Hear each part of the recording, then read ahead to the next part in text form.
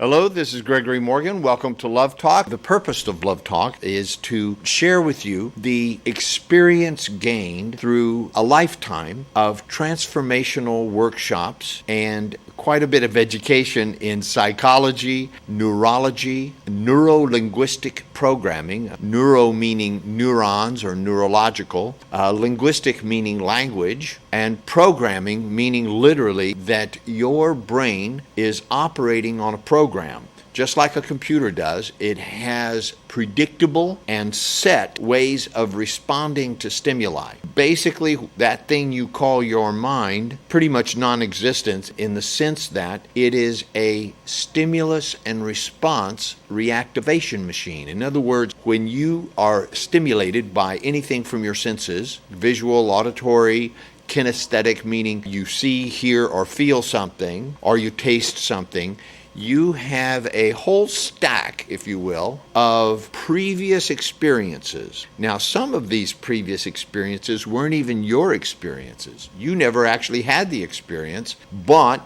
it's genetically programmed into your subconscious mind, and so have the ability to instantly scan and refer to all similar situations that have ever happened to you, instantly produce a reaction, in other words, a reenaction of a response that had you survive or get through that moment. So that's a mouthful, I understand, but you and I are constantly looking out into the world or listening out into the world, interacting out into the world. We are constantly bombarded by thousands and millions of bits of information. Now, your brain can only process about 7 of those, 5 to 7 bits of information at the same time. In other words, you can be aware of light and sound and smell and what somebody's saying and your feelings about it, and that pretty much is overwhelming right there. Anything more than that you're processing requires an expanded awareness, or another way of saying that is an expanded consciousness. In other words, being so present in the moment that not only are you aware of and interacting, and the truth is basically reacting to your surroundings, your environment, your relationships, your financial situation, the news on television, the words that you're hearing me say right now. You're comparing it constantly to a infinite stack of previous experiences. That's why I say reacting. The re part means it's happened before and now you're doing it again. You're reacting to stimuli. So, backing up a little bit, I'm saying that your brain, my brain, the human brain, and the automatic nervous system, and by automatic I mean there are things that you are doing constantly that you are not in control of. They're on automatic. Your heartbeat's on automatic. Your appetite is on automatic. Your sleep patterns, when you get tired, that's kind of automatic. There's chemicals in your brain that tell you, go to sleep now, you're tired. For the most part, sexual stimulation is automatic. Your lungs, your breathing is automatic. So there's many things. All of your bodily functions are automatic, and that's really a good thing. That's great. That is what I call the human animal, okay? The animal part of us. Thank God we have it, or we wouldn't be alive, right? Without moving into the human being part of yourself, the higher consciousness, the more refined, the more sophisticated, the more humane part of your awareness and your consciousness, you are destined to basically react to the world. React to the world, react to the stimuli, and there's a predictable, almost certain outcome to your life. What would be your default life? Like when you get a computer,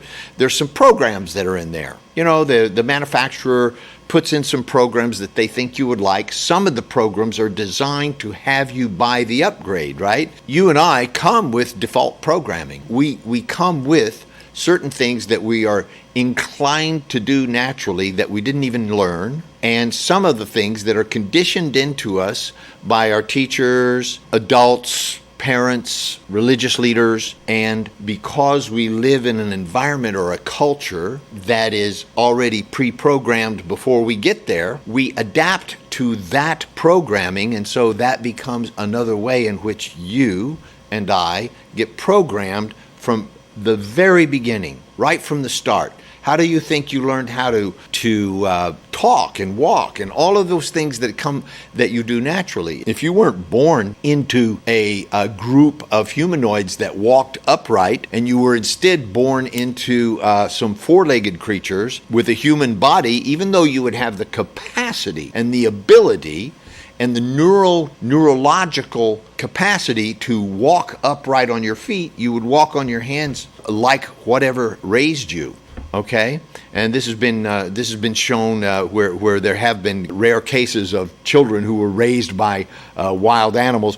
They walk around on their hands and feet and eat with their face like an animal. Okay, because that's how they were conditioned by their environment to respond or to reenact to their environment. So where am I going with this? I started off saying that the greatest part of my education has to do with NeuralLinguistic Programming. And so a lot of people get stuck on this programming part, okay? You are already programmed. You have been being programmed all of your life, and now that we're a place where we're talking about love talk, we're talking about love, the word love has, okay, this is the linguistic part, the word love has embedded in it so much meaning that we don't know if a dog has this, or a cow, or a lizard, or a bird. We don't know. I submit that they do not. And I know listen, I've got 2 dogs. I love them. I say, and they love me. But if I stop feeding them and paying attention to them, that stuff that they do that looks like love goes away. If you stop feeding the dogs that love you and taking care of them, they'll go love somebody else, okay? Because they have developed an instinct for survival. So without getting into that, I do believe that there is a human capacity to love, and that the word love is infused with so many meanings. Some of them I'll mention, because this is love talk, right? Neuro-linguistic talk. So love talk has to do with those meanings that we fill love with: loyalty, respect, honor, dignity, forgiveness, affinity, affection, compassion, trust. I can make a long list of words, all of which stimulate different parts of your brain, different parts of your neurology. All of those words are embedded in and included in the higher meaning of what we mean when we say love. So when I decided to call this show Love Talk, it is really about that. So to go back to NeuralLinguistic Programming, how your mind got programmed in the first place was largely through language. Most of what I'm saying, you have already forgotten. Most of what I'm going to talk about, you will forget. However, if you listen from the point of view of, do I agree with this or don't I? Is this true or not true? Does this guy know what he's talking about? And how would I know if he knows what he's talking about? And I don't know. I've heard this before, or something like that. Okay, any of those ways of listening will not give you any value whatsoever. And consequently, everything that's being said here will just get filed in a file in your memory of not useful material, or didn't compare to what I knew from the past, or I already knew that, so your listening will shut down and you'll only hear half of what's there, but you'll forget that anyhow. So none of that would be a very useful way to listen to this show, or anything that you consider might have some impact on your life, an impact on the way you have been programmed. The life you have, whether you love your life and you're excited and you can't wait to get up in the morning and tell everybody about how wonderful life is, if that's not you, or if you hate your life, or maybe your life's okay but it's sort of ho-hum, or maybe your life is filled with struggles and challenges, and really when you look out into the future it looks kind of hopeless. Regardless of where you are in your life right now, You are there as a result, a direct result. The life you have is a result of choices that you have made. Choices that you have made. You may say, well, no, I didn't choose this, that, or the other. I didn't choose to be a man. I didn't choose to be a woman. I didn't choose to be tall or short or fat. Yes, you did. Yes, you did. That is a very, very limited point of view. If you think that you had no choice about any of those things that I just mentioned, that is a very limited point of view. Now, I will grant you that the universe has a sort of random and capricious and sometimes mischievous way of interacting with human beings. There are things that are happening that seem to be random and capricious. However, what you see, what you hear, what you experience, how you respond or react, and I'll talk some more about the difference between those two in just a moment, but response is not reaction. It is not. It is two different roads that you may choose to take at every instant in your life. You may choose to react, which is automatic, and it really doesn't require anything from you. You'll just do it anyhow. You know, if something comes at your face, your eyes will blink. You don't have to do anything about that. It'll just do it anyhow. So you can relax, because if you just want to have an easy, comfortable life, even though perhaps it may occur to be meaningless and have a lot of challenges in it, you don't need to be responsible. You just keep reacting. Stuff will happen and you can react to it, and you don't have to be responsible for your reactions. You know, things will happen and you'll get mad. Things will happen and you'll get sad. Things will happen and you'll get happy. You won't have any responsibility in the matter. You can just keep saying, well, life is just happening. It's happening to me. I'm a victim of it. Or I'm just, an observer or participant in it. I have nothing to say or no control over what's happening.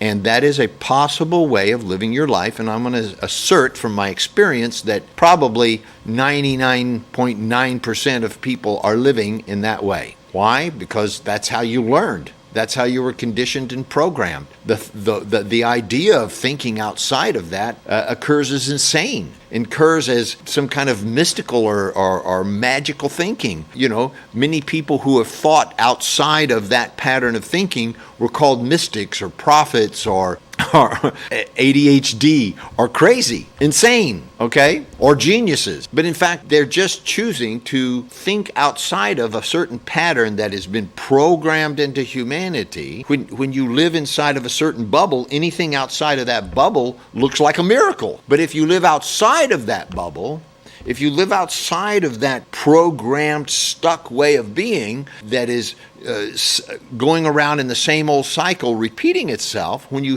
break free from that and break through that and begin to actually realize who you really are and the enormous power and choice that you have in life, in other words, you begin to take responsibility for your life, well, suddenly you realize that you have an enormous amount of freedom, a great deal of power, and the ability to choose what you react to and what you don't react to. And this point of view will determine, one of the things that I always say is that context is determinant. It is fundamental. The context in which you live your life will determine the life you have. Just like the shape of the bowl or cup or glass that I pour liquid into will determine the shape of the water. If your life was like water and the context was like what you poured the water into, you see, context means frame of mind, matrix of thinking. Paradigm is a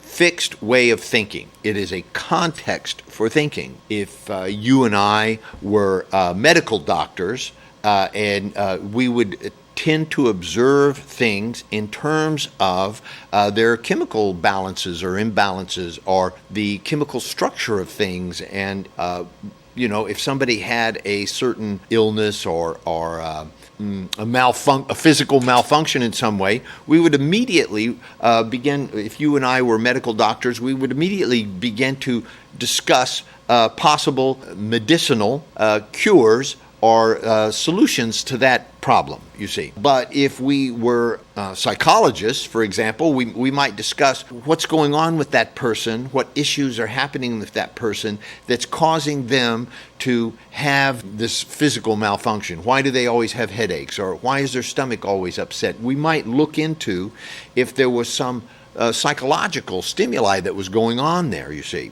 And if we were philosophers, we would talk about the philosophical meaning of it and so forth, you see. So when I say paradigm, I'm talking about the frame of mind or frame of reference that is your frame of reference for your life. So if your frame of reference for your life is, I'm a Muslim, or I'm a Christian, or I'm a incest survivor, or I'm a Jew, or I'm a Hindu. You see, those frames of mind give you a point of view about your life, a way of interpreting your life, and it's quite useful. I don't want to say that they're not useful, but just like a ladder is useful for climbing over a wall so that you can get a better view of what's on the other side, can you see how it might be a little limiting if you then went around, you were so happy about that you saw another point of view, that you went around telling everyone that your ladder was the only ladder and the only way to get over the wall, and that everybody else that didn't climb over the wall using the ladder that you climbed over the wall with were wrong or condemned or going to hell, or that you hated them.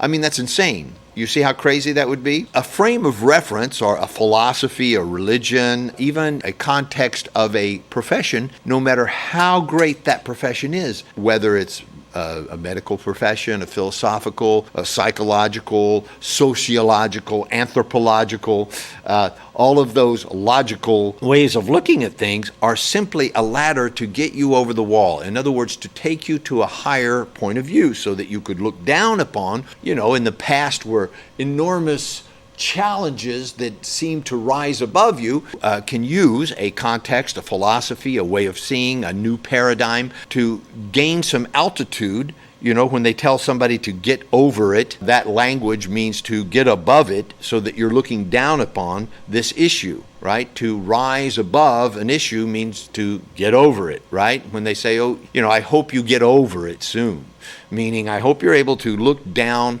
And, when you think of it, those things that were enormous problems for you in the past, some of them, not all of them, but some of them, you have gotten over.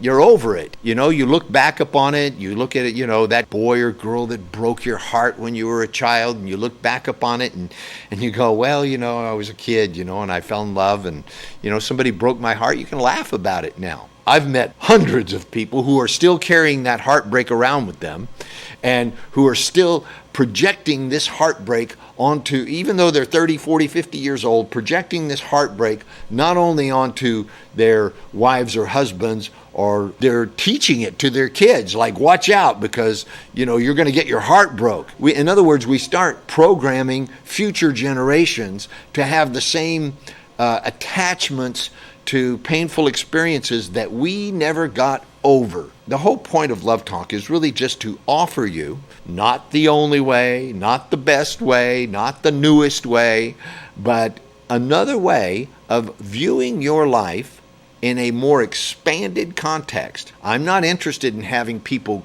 rise above, however that may be something that would be a bonus effect of what I'm proposing in these shows, to expand to include. So I'm going to give you two visual images. One is that there's a wall or an obstacle or a block to your happiness and well-being. You can grab onto a philosophy or a way of being or some knowledge, religion, to attempt to rise above it. In other words, to get over an obstacle. So there's one image, a ladder leaning against a wall. You climb up, and then you claim that this ladder is the way and the only way and the best way. People get attached to the ladder. What I'm offering is very different. What if you expanded your point of view, your vision of yourself and your life and your place in it, expanded to such an extent that not only did that obstacle seem like a small thing, you actually could embrace that obstacle as being a precious part of your overall experience in life, because it gave you the gift of looking inside yourself to find hidden resources that you had no idea that you had.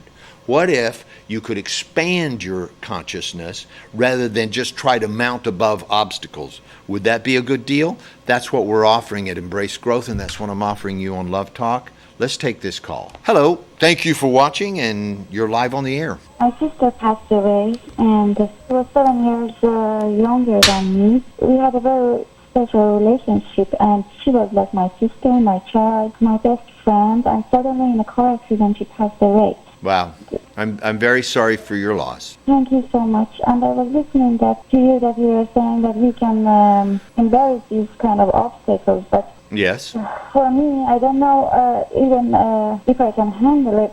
I don't know if these kind of obstacles are too embarrassed or something. And yes, I want to know what I should do. Thank you for your trust in calling to ask me this question, because I believe that you don't get through life without losing some people in life, right? I mean, we all eventually lose somebody, usually our parents, but it's it's unusual to lose a sister, especially one that you're very close to and that was part of your life, yeah? Your question reveals to me a point of view that you have that may be limiting you, and you're saying, how do I overcome this obstacle? I don't know how I could embrace this obstacle, yes? Right. The first thing I would like to offer you is that rather than calling this occurrence in your life an obstacle, which means it's like a barrier, something you bump into and can't get past, words are very powerful, and they create images, because every word, including the word obstacle, has an image related to it. Now, if I say the word obstacle, you and your sister are going along in life, and then she leaves, and then you start calling that an obstacle, what you're telling your subconscious mind is, I'm stopped, I'm stuck, I can't move forward. It is the reality now these days in my life. I cannot do anything. I have no energy, and I understand. all the time I'm thinking that, it's very good that if I die too. You know what I mean. How long ago did she die? 3 months. Okay, well, that's too soon to even begin to think about not grieving. Grieving is an important process, and I recommend that you get in touch with, maybe not the same people in your family who are grieving, but there are groups that grieving has got like 6 or 7 steps to it, okay? Mm-hmm. And you need to know where you are, right? So, and if you try to skip over it and you don't allow yourself to experience it and you try to just move on, it can be damaging to you, because you will carry around something that is incomplete, and you will continually try to subconsciously find ways of completing that. And some of those subconscious drives can be so compelling. If you're one kind of person, you might be compelled to drink. Another kind of person might be compelled to sleep all day. Another kind of person might be compelled to work all the time. Do you see what I mean? So there's no set way that people deal with grief and loss, but you have your way, and it will come naturally to you. You're saying, I don't have any energy and I don't feel like doing anything. Okay, part of the process of embracing is first stop calling it an obstacle. Call it an opportunity to grow. I see this occurrence, and I'm speaking as somebody who lost both of my parents at a relatively early age. I've lost a number of people in my life that were way too young to go, in my mind. What I have discovered is that they're not gone at all. Oh yeah, I don't get to hang out with them in the physical world, but that's not the only world that you and I live in. And so, had she not passed into that other world, you might not have awakened to the fact that you have a whole other part of your conscious that is alive and awake and aware and very capable in another part of your world that is not necessarily physical. Do you know what I'm talking about? You're right. All of us is joy, and it is not the only world that that life exists. Sometimes It's sorrow. It reduces, but it's there, still there. That pain is a signal of growth. Now, you and I know the difference, if we really listen closely, to pain that is actually causing harm or pain that is causing growth. Do you know what I'm talking about? Yes, and I think it's both for me. Yes. People who allow pain to cause harm is voluntary. Listen carefully. Pain is unavoidable. You do not get through life without pain. Sorry. Something painful is going to happen sooner or later. Pain is unavoidable. Suffering is voluntary. Suffering is where you keep the pain around You indulge in the pain. You embrace the pain not so that you can complete it and have it wash through you and restore yourself on a higher, more complex, more vibrant, more spiritual, more fully conscious and aware level. And lots of pain will do that. There's lots of kinds of pain that will do that. And it will renew you and cause you to become a more awake, alive, and fully actualized human being. Or some people, they embrace the pain, but like they hold on to it. You know, they feel guilty about it. They poor me about it or something like that. You see, now, don't hear me wrongly. There is a time for that. Okay? Okay. And that's right after the death of a person. There's a time where, hey, just allow yourself to have all of the human emotions that you're having. If you need to cry, you should cry until you run out of Kleenex. You should cry all you want to cry. Completely cry it out. And then you should laugh whenever you want to laugh. Don't feel, some people feel guilty because they're something happens and it makes them laugh, or they're suddenly happy, and then they go, oh, well, somebody just died, so I shouldn't be happy. And that's a cultural thing with the Persians. I should wear black, I should, be sad all the time. And then every day on the day that they died, I should be sad some more. Don't do that. Be happy when you're happy. Be sad when you're sad. When you're sleepy, go to sleep. When you're hungry, eat. In other words, allow yourself to be, because part of you died with her. Now that sounds melodramatic, but physiologically, it's a fact. Did you spend a lot of time together? Yes. You grew up, right? You grew up together. We spend a lot of time together. Sometimes I feel that now I'm 7 because I was 7 when she was born. Yes. And sometimes it's very strange because I'm 34, but sometimes I feel I'm again. And it's very strange. I understand. And so just embrace those strange things. I think it's great what you're doing because you're being conscious of what's happening. And that's a good sign. There's what's happening in the world and what's happening in my body and what's happening in my emotions and what's happening in my psychological makeup and my point of view about things. But then there's another part of me that can observe all this and become aware of it, not necessarily get sucked down into it. Do you understand what I'm saying? Yes, I do. And this has been my experience because I have been through some of the things that you've been through. I have a brother who just disappeared, and he disappeared for like 12 years. He just dropped, and he had 6 sons. He now has something like 14 grandchildren, and he even has great-grandchildren now. And he reappeared after about 12 or 14 years, okay? And we all thought he was dead, so we just had to accept, but tuning in spiritually, I was aware that he was not dead. But I couldn't explain to anybody how I knew that. I just knew it. And but everybody thought, well, maybe he's dead and nobody ever knows what happened to him. I had to deal with the fact that he might be dead, and maybe I was wrong in just holding on. But for whatever reason, he chose to disappear and go away, and now he's come back, kind of.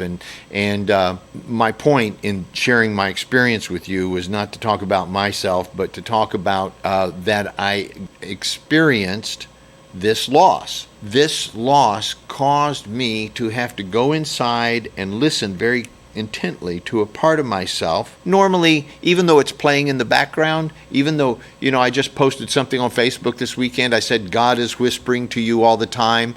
Are you listening? It's always there, So I just began to tune into this more internal voice, this internal part of myself, and that's connected to other things. And this, I believe, is that sometimes very bright. By very bright, I mean when people talk about this person, they say how beautiful they were, how loving they were, how happy they were, what an incredible person they were. Was your sister like this? Yes. Was she a happy person? She was very happy, very active. Yeah. Yes. Very often, very bright individuals. Now, this is my interpretation. I'm not saying this is the truth. I'm saying this is my experience, okay? My experience is that very bright people, sort of what you might call enlightened, meaning there's sort of a light around them, come into the world for a short time. They come into the world and make everybody fall in love with them. They show everybody how awesome life can be, and then boom, they go. Yes, everybody loved her. Exactly. Yeah. Exactly as you said. A lot of people loved her. And that is their gift. They do this as a gift. They're there to wake you up to a whole other inner world. And it's certainly not there to make you sad. It's the greatest way you could honor your sister is to be happy and joyous and loving and lovable and adorable just like she was. Your own version of how she was. You know what I mean? To take on those qualities that inspired you, those qualities that had you love her, to integrate them into yourself. And now that they are no longer embodied physically as this person, you can embody them. Yeah, it's yours. It's always been your life. It's, to tell you the truth, I actually think that the term that you and I, we all use this term. You used it, I use it. We call it my life, right? I think it's a misnomer. I think it's a misspeaking, because when I really look at my life, it's not my life anyhow. My life belongs to the universe. I'm just borrowing this thing that we call Gregory Morgan for a short time. All of humanity is only like a blip on the scale of all time. This entire thing, every great person, every horrible person, Hitler and Gandhi and, every human being, every horrible thing that's ever happened and every wonderful thing that's ever happened on this little tiny dot that's in the middle of nowhere, We're just borrowing this experience from the vastness of the universe for a moment. A million light years from here, looking at the planet Earth, what time is it? We say here in Los Angeles that it's 10 minutes till 2 p.m. on a particular day, but is that true if you expand your awareness to include all things, not just the things that are happening in what you call your life? So I'm using words designed to expand your awareness and your consciousness even as we speak. That's what I've taken on as being my purpose in life, is to cause people to wake up to who they really are. So I hope that this has made a difference, and that instead of calling your sister's passing into another form of energy, another form of, this cell phone is made out of spiritual energy. If you got down with a electron microscope, there's not even anything in here. It's just completely, every molecule is completely just energy connecting electrons and protons together. There's actually no substance there. It's just a very concentrated form of it. So a human being is just a very concentrated form of spiritual substance, of ideas, of energy. And so when somebody goes back into energy, the spiritual being that they were remains. The mark that they left in this world stays. And so this is why I'm always encouraging people. That's why I create a company called Embrace Growth. That's why we have a workshop called Honor, Integrity, and Mastery for Men. That's why we do things left to make an impact now, because this is the only time you have. So your sister gave you a great gift. That's what I'm saying. Gave you a great gift. You should allow yourself to experience the entire range of human emotions for as long as you need to do that, but you also need to be conscious that even that has a time when it's over. It passes. It becomes a great gift that you received at some point in your life that you're always thankful for, and you begin to realize that this person has never left you. My mother and my father are always with me. They're just right over here if I ever need them. Now, I don't go around being always conscious of that, but whenever I need to be conscious of that, I am. And every now and then I can feel my father reaching to speak to me. Is that a fantasy or is that real? I choose to say it's real. It's real too. And sometimes I ask him, I go, Dad, Father, tell me what to do. I say that if that's possible for me, that's possible for you too. I'm no different. Thank you so much. Thank you very much. Thank you for your trust. Thank you. Let me know how that turns out. All right. Good day. I've been talking today about neuro-linguistic programming as an opening, as a pathway, as a way of showing you how you think about things and how you speak about things, and what you listen to, what you allow yourself to partake in conversations, not only affects your life and the results that you produce. That's the low end level of it. It actually determines your life and the results that you produce. So in speaking with a previous caller, we talked about an event and she kept using the word obstacle. Well, if you keep talking about the obstacles in your life, or if you talk about the issues in your life, and then you get around other people and you got an issue, I got an issue, let me tell you about my issues, and then you have that issue too? Okay, so then it becomes a conversation about issues. First of all, something that doesn't even exist. I'm letting you sit with that for a minute. Issues do not exist. They have no existence. There's an agreement, in the scientific world at least, that things exist when they are measurable. That means they have a beginning, a middle, and an end. They have substance in space and time. In other words, you're able to see it, measure it, and somehow know about it. You know, a good example that would lead to it would be, okay, this coffee cup, we could say it exists because it has a beginning and a middle and an end. There's a place where it exists, and there's a place over here where it doesn't exist. And if it wasn't for this place where it does not exist, how would we know that this was here? Okay, very simple. How would you know that this coffee cup, otherwise the whole universe would be coffee cup, right?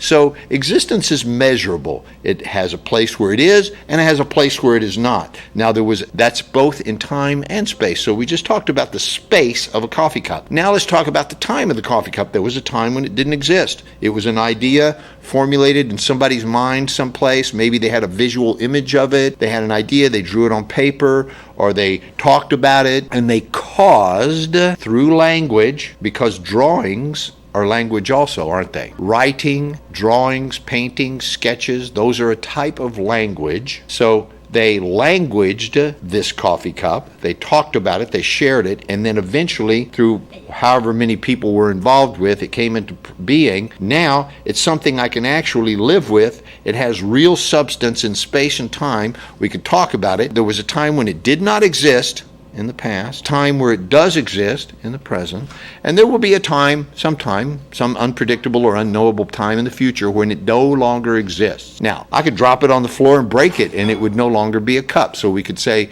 that time could be very soon, right? We could put it under a car tire and crush it, and it wouldn't exist. There's a lot of things we could do to cause the end in time of a coffee cup, for example. Couldn't resist taking a drink now that I have that. We as human beings have the ability to talk about things that don't exist. And then we imagine them, and we put images and thoughts around them so that they begin to gain mass and substance. Mass and substance. You can talk about something that has no existence. If we cut you open, would we see any issues? No, there would be no issues in there. Okay, so if we filmed you, with a hidden camera 24 hours a day, would we see an issue? No, we would see you doing certain behaviors and not doing other behaviors. We would see you interacting with people in a given way. You would say things and not say other things, and you would do things and not do other things. We would see real things, if you would, but we would not see something that you could call issues. Issues don't exist. That's my point. If you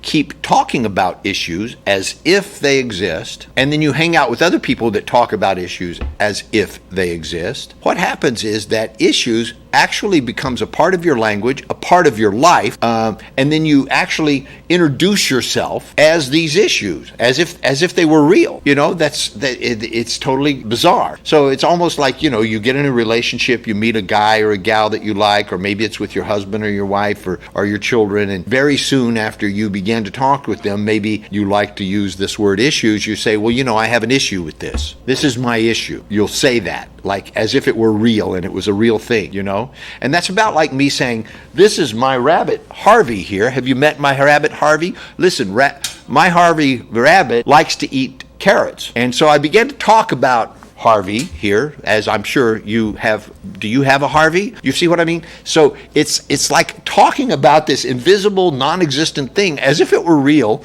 and actually going along with it and playing and pretending. Playing and pretending. I want to use those words. You play and pretend like something is real that is imagined, and then give that non-reality substance and mass. My Harvey doesn't like your Harvey, My rabbit doesn't like your kangaroo.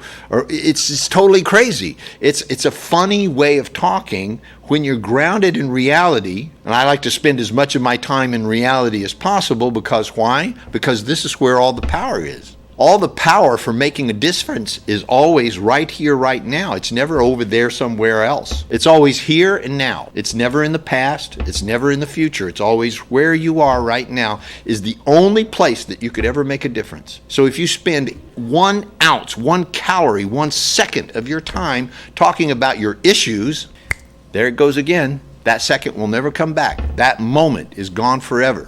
You don't have an infinite amount of time and space to make a difference in your life, to do something that actually brings grace and power and love and nobility and honor to this existence, to the thing that we share that's called life. You have an opportunity to do that at every moment, all the time. However, if you're stuck talking about the hypnotic notion that, I have this issue and I have that issue, and, I'm going to a doctor to talk about this issue, and you should go talk to a doctor about your issues. My issues and your issues, they don't match. Or some people get together because, I got the same issue as you got.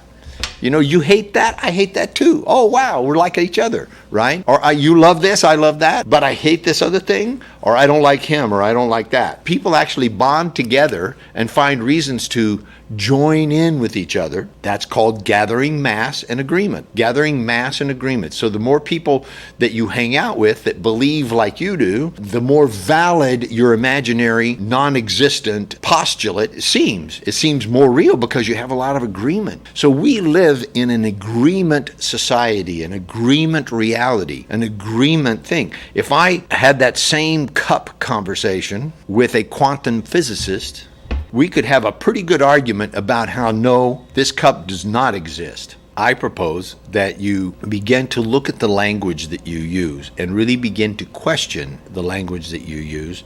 We've spent most of the show talking about neurolinguistics and neurolinguistic programming, and I will leave you with this: how you store reality, how you sort reality, how you interact and comprehend reality is through internalized, stored, and sorted. They're not all glommed together in a big soup, and if they are, they're what we call crazy. Okay, sorry, we don't know how to deal with you because your reality is so jammed together that you don't know the difference between brownies and shoe polish. You're all mixed up, and so that's a whole nother issue. If you're grounded in reality in the present moment, well, then you have no problem with that. I wanted to share with you the expanded way of looking and speaking and listening, if you will, to the things that happen in your world that may seem like insurmountable obstacles, and begin to question, what can I learn from this? How could I grow from this? How could I take this painful or difficult or challenging experience, this challenge, how could I take that and become stronger, more powerful, more sophisticated, more wise, more knowledgeable, more vital, more fully self-expressed, more completely aware and conscious? How can I use this to stimulate my growth and development? And I challenge you to take on this. You are always being trained, and maybe you don't even know what you're being trained for. You may think, for example, like I did for the first part of my life, I thought I was, for many years of my life, I thought I was being trained to be a martial arts master. Well, I found out that that wasn't my true calling. It was just something along my way. I spent 15 years studying it, and now I realize that, that's not what I want to do. So I have 2 minutes left in the show, and I have a caller. I'm going to take this call, but I'm going to give you a really fast answer. Hello, this is Gregory. You're live on the air. I got 2 minutes with you. You were talking about issues, and I'm not married. Yep. I want to be married. Okay. I've been married before. I wish I didn't have that issue of feeling like I should be married, that I should just be okay where I'm at. Well, maybe it's not an issue. Remember, I was saying stop calling it an issue. Mm-hmm. This is something that your heart desires, and maybe it's a higher calling. Maybe it is something that, that is calling to you, but you simply don't know how to accomplish it yet. Right. There was a time you didn't know how to drive a car, but you had a calling to drive a car, and so you had to go learn how to do it. Right. Yeah, so this is something that calls to you. Doesn't sound like a bad thing, sounds like a good thing, being married. I like being married, right? I do too. For whatever reason, you didn't know how to keep a marriage together in the past, and there's nothing wrong with that. Nobody taught you how. There's some skills to making a marriage work, and some of it's not pleasant. Okay? Yes. Sometimes you got to bite your lip a lot, right? there's a lot of things that are not necessarily fun about marriage, but the overall package is a pretty good deal if you get with a person that shares your same values. One thing I will tell you is that, have you ever done one of our workshops? I can tell you this. I found this to be a surprising statistic. Okay, I'm a Virgo, so I measure things. A surprising statistic was that 30%, that's almost a third of the women who take, single women who take our workshops, end up getting married within the next 2 years. That's a surprising statistic. That is. I began to notice to my wife, she said, oh, so-and-so's getting married, so-and-so. It's like, somebody's always getting married. Are these people graduates? And she said, yeah, don't you remember? And she'll show me their name or their picture on Facebook or whatever, and says, oh, she's getting married. I said, I wonder how many there are. So I got out a list of all the people that had ever done the workshop, and I said, married, unmarried, right? And it was about a third. Now, I don't even know if my count was accurate, but it was about a third of the women, and they'd all been married within a 2-year period. Whatever we're doing in the workshop, it doesn't teach you how to get married, but it has you become the kind of magnetic woman that men will fall over themselves to be around. Okay? And then I have to do this disclaimer. Not everybody will get the same results. Right. But if you apply those principles in your life, you become the kind of woman that, listen, men will just want to be around a woman like that. Okay, well, thank you very much. All right, thank you. Thanks for calling. I'm going to wrap this up. This has been Gregory Morgan. You've watched Love Talk. I'll see you back here next week. Thank you.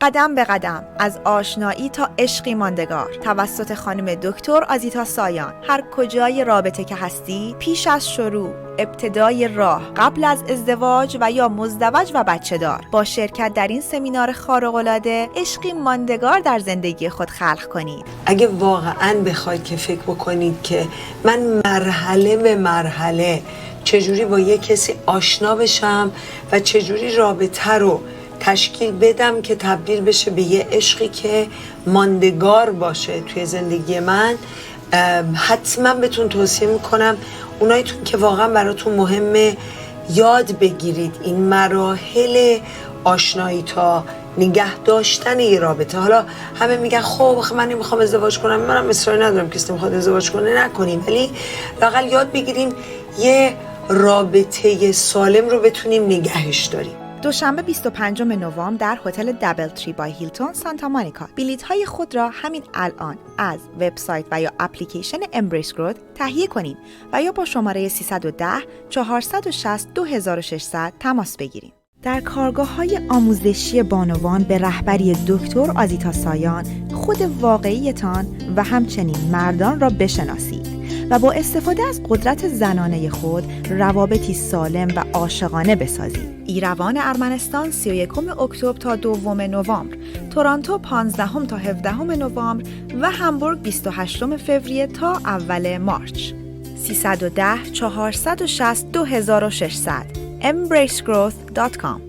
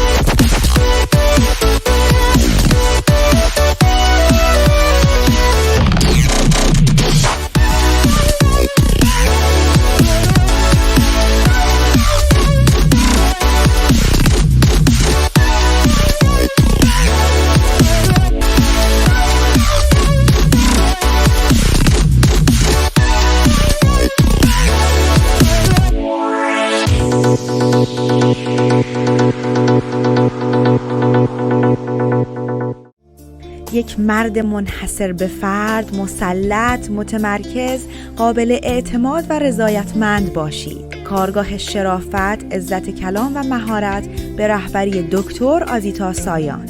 ایروان ارمنستان 15 تا 17 آگوست، تورنتو 20 تا 22 سپتامبر، همبورگ 18 تا 20 اکتبر و لس آنجلس 13 تا 15 مارچ. برای اطلاعات بیشتر با شماره 310 460 2600 تماس بگیرید. اپلیکیشن Embrace Growth با ساختن اکانت شخصی شما می توانید وارد پروفایل خود شده و تنظیمات آن را تغییر دهید. به تمامی رویدادها و محصولات دسترسی داشته باشید. با چند کلیک برای سمینارها و کارگاه‌ها ثبت نام کنید و یا وقت مشاوره خود را رزرو نمایید. اپلیکیشن Embrace Growth را امروز از اپ استور دانلود کنید و به خانواده جهانی Embrace Growth بپیوندید. Embrace Growth has a new home online where you can easily register for workshops and events, order from the online store, and be part of the worldwide community of Embrace Growth graduates. You'll be able to see Dr. Rosita Sayan and Mr. Gregory Morgan in your favorite seminars. Visit us today at embracegrowth.com. قدم به قدم از آشنایی تا عشقی ماندگار توسط خانم دکتر آزیتا سایان. هر کجای رابطه که هستی، پیش از شروع، ابتدای راه، قبل از ازدواج و یا مزدوج و بچه دار، با شرکت در این سمینار خارق‌العاده عشقی ماندگار در زندگی خود خلق کنید. اگه واقعاً بخواید که فکر بکنید که من مرحله به مرحله چجوری با یه کسی آشنا بشم و چجوری رابطه رو تشکیل بدم که تبدیل بشه به یه عشقی که ماندگار باشه توی زندگی من، حتما بهتون توصیه میکنم اونایتون که واقعا براتون مهمه یاد بگیرید این مراحل آشنایی تا نگه داشتن یه رابطه. حالا همه میگن خب من نمیخوام ازدواج کنم، منم اصراری ندارم کسی نمیخواد ازدواج کنه، نکنیم، ولی لااقل یاد بگیریم یه رابطه سالم رو بتونیم نگهش داریم. دوشنبه 25 نوامبر در هتل دابل تری بای هیلتون سانتا مونیکا. بلیط‌های خود را همین الان از وبسایت و یا اپلیکیشن Embrace Growth تهیه کنید و یا با شماره 310 460 2600 تماس بگیرید.